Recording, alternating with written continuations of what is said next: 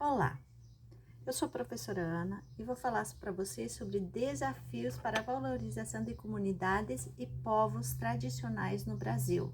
Então, quem são os povos tradicionais no Brasil e como valorizar essas comunidades? Então, são 28 povos e comunidades tradicionais no Brasil: indígenas, quilombolas, catingueiros e quebradeiras de coco-babaçu.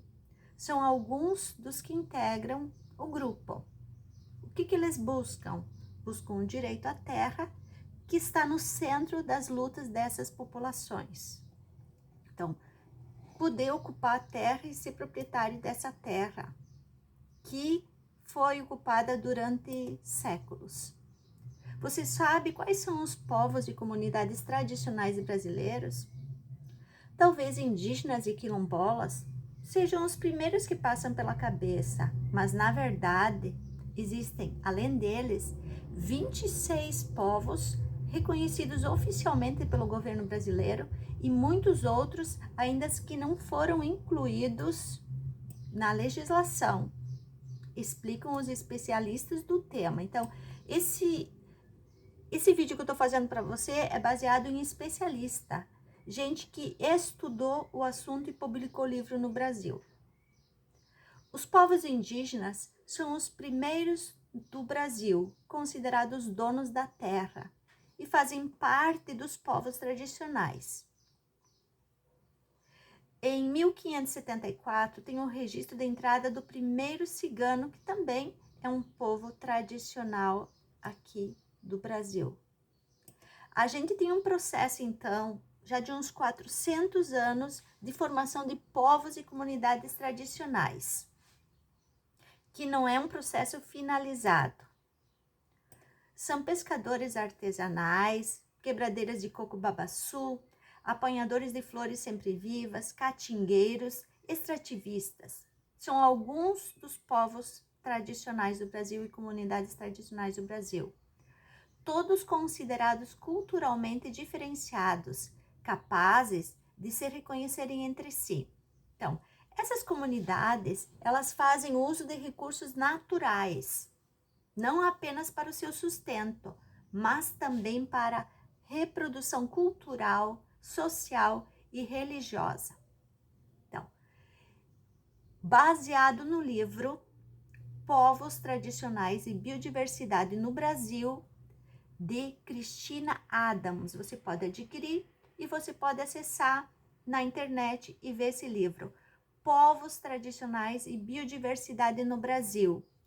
Contribuições dos povos indígenas, quilombolas e comunidades tradicionais para a biodiversidade, políticas e ameaças. Então, o nome da escritora é Cristina Adams, que pesquisou no Brasil e é a base desse texto também, e outros escritores são a base desse texto que eu tô lendo partes para você. Povos Tradicionais e Biodiversidade no Brasil. Existe esse livro. Contribuições dos povos indígenas, quilombolas e comunidades tradicionais para a biodiversidade, políticas e ameaças. Os povos tradicionais do Brasil têm uma parceria com a natureza. Cada uma das comunidades tem uma prática de sistema tradicional de uso, que, de forma generalizada, é como conhecida Sistema Agrícola de Produção, que é SAT. Essas práticas são muito importantes no modo como esses povos se auto-identificam. Muitas dessas comunidades tradicionais se identificam pelas práticas econômicas que são estruturantes do seu modo de vida. Contudo, nem todos os povos mantêm apenas um modelo de produção. Então, uma comunidade pesqueira, por exemplo, pode também realizar o extrativismo sustentável, ou uma comunidade extrativista pode ter uma pequena roça. Então, o SAT é fundamental para a manutenção dos povos nos seus territórios. Essas populações não veem o agro como um negócio. A terra é considerada uma mãe e há uma relação de reciprocidade com a natureza. Então, nessa troca, a natureza fornece alimento, um lugar saudável para habitar e para ter água. E eles se responsabilizam em cuidar dela, a tirar dela apenas o suficiente para viver bem e a respeitar os tempos de auto-organização e regeneração da própria natureza. Que lindo, né? Gostou? Gostou dessa parte? Vou ler de novo. Ó. Então, nessa troca, a natureza fornece alimento, um lugar saudável para habitar e para ter água. E eles se responsabilizam em cuidar dela, a tirar dela apenas o suficiente para viver bem e a respeitar os tempos de auto-organização, de regeneração da própria natureza. Na prática, essas populações dependem muitas vezes de uma agricultura e tecnologia simples e intensiva, mão de obra, em que dentro do território a densidade populacional seja baixa. Além de terem pouco impacto ambiental, essas atividades contribuem para a manutenção e para a geração de biodiversidade, tanto da natureza como da agrobiodiversidade, ou seja, variedade de espécies dentro da atividade agrícola, fundamental para a segurança alimentar. A produção dessas comunidades e dos povos tradicionais chega à nossa mesa, chega à mesa da população de algumas maneiras. Então, essas produções dessas populações não ficam apenas para a subsistência daquele povo.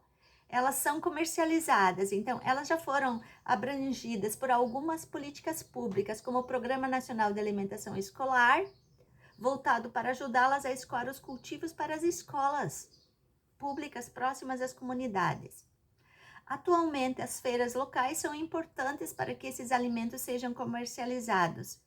Algumas comunidades organizadas de maneira mais coletiva, através de associações, por exemplo, conseguem expandir a venda para outros estados e até para o exterior conseguem vender esse extrativismo que eles têm.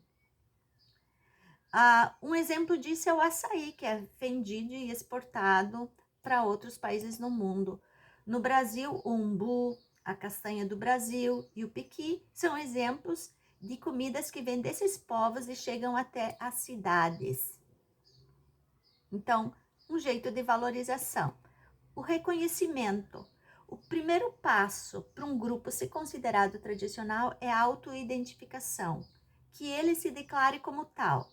Depois vem a segunda etapa, que são dos processos judiciais, quando são feitos laudos que comprovem a historicidade da comunidade, há quanto tempo ela ocupa determinada área, suas produções sociais, políticas e econômicas, por exemplo.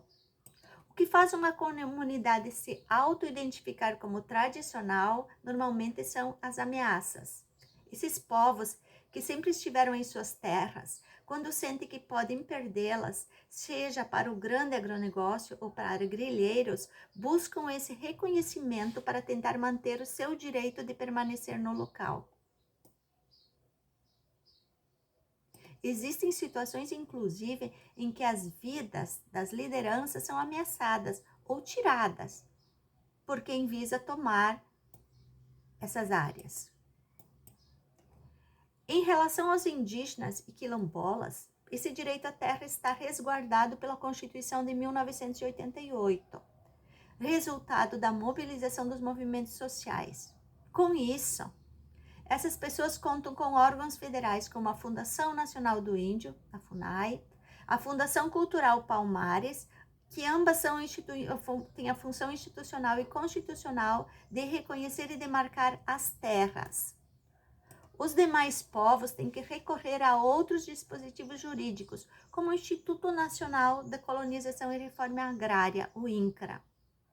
Eles também podem recorrer ao Instituto Chico Mendes de Conservação da Biodiversidade e solicitar que a área se torne uma reserva de desenvolvimento sustentável. Há ainda o Conselho Nacional dos Povos e Comunidades Tradicionais, composto majoritariamente por representantes desses povos, que além de fazer parte desse processo de reconhecimento, também auxilia no diálogo entre comunidades e o Estado brasileiro. Apesar disso, esses órgãos estão enfraquecidos e o que realmente tem defendido esses povos são os movimentos sociais. No caso da rede de comunidades tradicionais, formada por mais de 30 segmentos, que atuam em diálogo com o governo, buscando uma legislação mais representativa. A demarcação das terras indígenas é alvo de discussão no Supremo Tribunal Federal, visando decidir se é preciso seguir o chamado marco temporal. Por esse critério, indígenas só podem reivindicar a demarcação de terras que já eram ocupadas por eles antes da data da promulgação da Constituição de 1988. A busca dos direitos. A terra, de acordo com especialistas, é a maior questão que essas comunidades têm. Muitas vezes, eles estão em território de interesse de grandes fazendeiros para mineração ou para madeireiras, de modo que eles são o elo mais fraco da corrente, falam outros professores especialistas pesquisadores. Eu só sou a Ana, passando para você informação que eles disponibilizam na internet. Os professores pesquisadores, os professores doutores.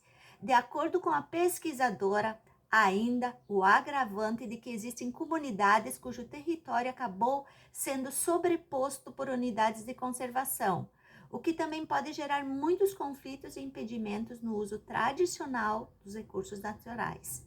Isso porque, nessas situações, a população deveria ser retirada da área e indenizada. Porém, essa não é a única luta dessas pessoas. Há busca por políticas públicas.